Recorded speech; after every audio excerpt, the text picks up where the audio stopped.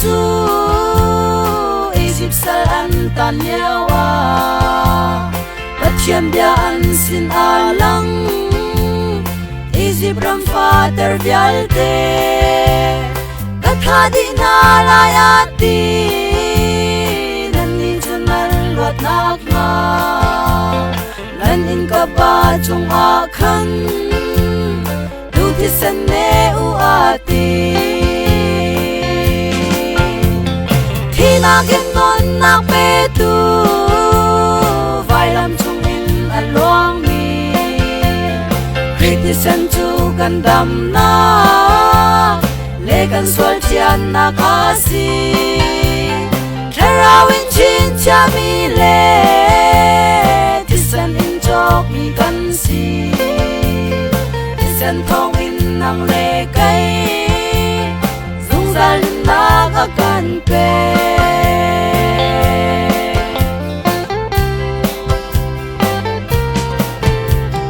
Israel min hani tun Fatar vial de chinak in Luat nak an hu nak ding a Tu tisan ka asibang Swal man thi ding nang le kay Luat nak an hu nak ding a Luat nak in Calvary a At hisan sung aluan ter Hinagin non nak petu Vailam chung in along mi Kritisan chu gandam na Lekan swal tian na kasi Tarawin chin cha mi le Tisan in chok mi kansi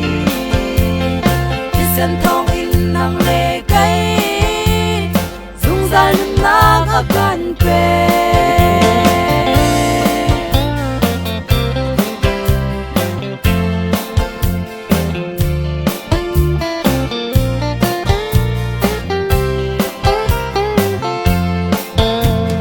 Tisan in chin cha lau mi Pharaoh le amin ha chu